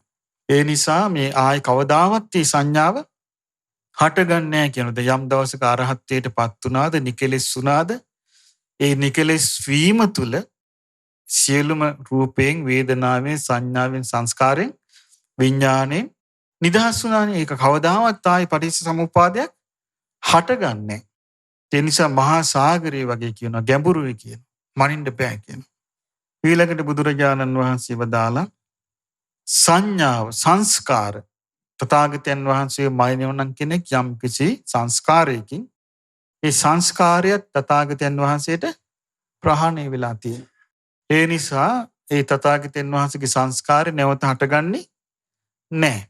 එතකොට සංස්කාරය අවබෝධයෙන්ම සංස්කාරය අවබෝධ කළ සංස්කාරයෙන් නිදහස් වෙච්ච තථාගතයන් වහන්සේගේ ස්වභාවය ගැඹුරුයි. කුමක් වගේද? මහා සාගරය වගේ කියනවා. ඒ මහා සාගරයට මිම්මක් මෙච්චර ජල බිඳු තියෙනවා. මෙච්චර කියලා අපිට මයින්ඩ් පුළුවන්ද? ලෝකෙ මයින්ඩ් බෑ. මහා සාගරය වගේ කියනවා. තථාගතයන් වහන්සේගේ විඥානයකින් තමයි කෙනෙක් පණවන්න තියෙන්නේ. එතකොට තථාගත කියලා ලෝකේ කාට හරි පණවන්න තියෙන්නේ මොකෙන්ද? එක්ක රූපෙන්. එහෙම නැත්නම් විඳීමකින්. එහෙම නැත්නම් සංඥාවකින්. එහෙමත් නැත්නම් සංස්කාරයකින්. එහෙමත් නැත්නම් විඥානයකින්. බුදුරජාණන් වහන්සේ වදාළ මේ විඥානය තථාගතයන් වහන්සේට ප්‍රහීනයි. අර විඥානීය ප්‍රහාණය ගැන හරි ලස්සන තියෙනවා. කීනං පුරාණං පැරණි කර්ම ක්ෂය වුණා. නවන් නත්ති සම්භවං. අලුතෙන් සම්භවයක් නැහැ. විරත්ත චිත්තා ආයතිකේ භවස්මි. අනාගත භවයන් ගැන සිතේ ඇලීමක් නැහැ. තේ කීන බීජ. විඥානයේ නැමැති බිජුවට පැලවෙන්නේ නැහැ. අවිරුල්ලි ඡන්දා මුලින්ම ඉදිරිලා ගිහිල්ලා තෘෂ්ණාව. එතකොට මේ රූපයෙන්, වේදනාවෙන්, සංඥාවෙන්, සංස්කාරයෙන්, විඥාණයෙන් පැවැත්මක් නැහැ. නිදහස් වෙලා. තල් ගහේ මුදුන් කරටිය කැඩුනා වගේ. එතකොට බුදුරජාණන් වහන්සේ වදාළා තථාගතෝ ගම්බීරෝ ගම්බීරයි. අප්පමෙය්‍යෝ ප්‍රමාණ කරන්න බෑ. දුප්පරියෝගාහු මේක තේරුම් සාමාන්‍යයෙන් බාහිර කරුණකින් තේරුම් ගන්න බෑ. මහා සමුද්‍රය වගේ නිසා තථාගතයන් වහන්සේ උපදිනවා කියන කාරණේ ගන්නත් බෑ. උපදින්නේ නැහැ කියන කාරණේ ගන්නත් බෑ. උපදිනවායි නැතයි කියන කාරණේ ගන්නත් බෑ. උපදින්නෙත් නැහැ. නැතිත් නැහැ කියන මේකෙන් ගන්න බෑ කියන. හැබැයි බුදුරජාණන් වහන්සේ මේ කියපු කරුණු ඒ වෙද්දී වච්ච ගොත්තට තේරුණා. තේරිලා එවන් උත්තේ වච්චගුත්තු පරිබ්‍රාජකෝ වච්චගුත්ත පරිබ්‍රාජකයා භාග්‍යතුන් වහන්සේට මෙහෙම කියනවා. බවත් ගෞතමයන් වහන්සේ ගමක හෝ ලොකු නගරයක නුදුරින් මහා සල් ගහක් තියෙනවා. මේ සල් ගහේ අනිත්‍ය වෙලා යන අතු කොළ පතුරු ඒ ඔක්කොම ගැලවි යනවා. ගිහිල්ලා පස්සේ දකින්න අතුපතුරු ඔක්කොම ගැලවිලා අරටුව විතරක් තියෙනවා. කියන අනේ ස්වාමීනි බවත් ගෞතමයන් වහන්සේ ඒ සුද්ධ වූ අරටුව විතරක් ඒ ගහේ තෝරලා බේරලා තිබ්බ වගේ ඒවමිදම් බෝතා ගෝතමස්ස පාවචන බවත් ගෞතමයන් වහන්සේගේ ධර්මයේ මට ඒ වගේ කියන. සාරේ පතිට්ඨිතේ මේක හරියට අපගත සාකා අපගත මේ කියන්නේ අනිත්‍ය වෙලා යන අතුපතුරු කොල්ල දඬු ඔක්කොම අයින් වෙච්ච සුද්ධං සාරේ පතිට්ඨිතං සාරේ පීඨපු පිරිසිදු අරටුව වගේ තමයි ඔය භාග්‍යවතුන් වහන්සේ බවත් ගෞතමයන් වහන්සේ මට මේ විස්තර කරලා දුන්නේ කියලා පැහැදිලා කියනවා. පැහැදිලා බුදුරජාණන් වහන්සේව සරණ ගියා. ධර්මයේ සරණ ගිහිල්ලා ආර්ය ශ්‍රාවක සංඝයා සරණ ගිහිල්ලා උපාසකම්මම් බවං ගෝතමෝ ධාරේතු අජ්ජතග්ගේ පානුපේතං සරණං ගතං ස්වාමීනි අද පටන් මම දිවි ඇති තුරා භාග්‍යවතුන් වහන්සේ ධර්මයේ සංඝයා සරණ ගිය උපාසකෙක් හැටියට පිළිගන්නාසේක්වා කිව්වා. එතකොට එහෙම තමයි මේ වච්ච බුදුරජාණන් වහන්සේව සරණ ගියේ. ඉතින් මේ විදිහේ සරණ යෑමක් ඒ වච්චගේ ජීවිතයට වෙච්ච ලොකු ලාභයක්. දැන් අපිත් බුදුරජාණන් වහන්සේව සරණ ආයුත්තේ මේ විදිහට කල්පනා කළා නේද? දැන් බලන්න මේ වච්චර තරම් අරුබුද ගොඩාක් අපිට තිබ්බෙත් නැහැ. මේ වච්චර කොයිතරම්ද එක ප්‍රශ්නයකට උත්තරයක් දෙනකොට ඒ ප්‍රශ්නෙම වෙන ස්වරූපයකින් ආයෙ කැරකිලා එනවා. ඒකට උත්තරයක් දෙනකොට ආයෙ ඒ ප්‍රශ්නෙම වෙන ස්වරූපයකින් කැරකිලා එනවා. නමුත් එහෙම මිනිසයාත් අන්තිමට හිත පහද ගත්තා. යාට අන්තිමට තේරුණා මේ බාහිර ඔක්කොම කතා බතා මොනවා වගේද? ලොකු සාල වෘක්ෂයක අනිත්‍ය වෙලා යන අතුපතර වගේ කියලා දැක්කා. ඒ ගහේ තියෙන මේ පොත්ත වගේ එලේ වගේ දැක්කා. බුදුරජාණන් වහන්සේගේ දේශනාව උන්වහන්සේගේ අවබෝධය දැක්කා. ඒකේ තියෙන අරටුව වගේ. එයාට හිතෙච්ච උපමාවේ. ඒ නිසා පින්වත්නි අපිත් මේ බුදුරජාණන් වහන්සේ කෙරෙහි චිත්ත ප්‍රසාදය ඇති කරගෙන උන්වහන්සේ වදාළ මේ ධර්මයේ ගැන චිත්ත ප්‍රසාදය ඇති කරගෙන අනිත් එක මේක හරි විස්මයජනකයි. ඒ කියන්නේ මේ ලෝකයේ මේ යම් තැනක රූපයක පැවැත්මක් නැද්ද? විඳීමක පැවැත්මක් නැද්ද? සංඥාවක් නැද්ද? සංස්කාරික පැවැත්මක් නැද්ද? විඥානික පැවැත්මක් නැද්ද? යම් තැනක පඨවි ආපෝ තේජෝ වායු ආකාශ විඥාන නැද්ද? ඒබඳු තැනක් සාක්ෂාත් කරලා ඒබඳු තැනකට යන්න ශ්‍රාවක ජනයාව පොළඹවලා ඒ තැනට යන්නේ මෙහෙමයි කියලා කියා දීපු වෙන ශාස්ත්‍රුන් වහන්සේ නමක් මේ ලෝකේ නැහැ. ලෝකෙ කිසි අනික වෙන්නත් බෑ. ඒ නිසා ඒබඳු ශාස්ත්‍රුන් වහන්සේ නමක් අපි ගුණ දෙන පැහැදිලා අවබෝධයෙන්ම අපටත් සරණ ගිහින් මේ ගෞතම බුදුරජාණන් වහන්සේගේ ශාසනයේ උතුම් ධර්මය අවබෝධ කරගන්නට වාසනාව ලැබේවා. සාදු සාදු සාදු. මෙවැනි වටිනා ධර්මදේශනා නැරඹීමට ශ්‍රද්ධා YouTube චැනලය සබස්ක්‍රයිබ් කර සීනුව ලකුණ ඔබන්න.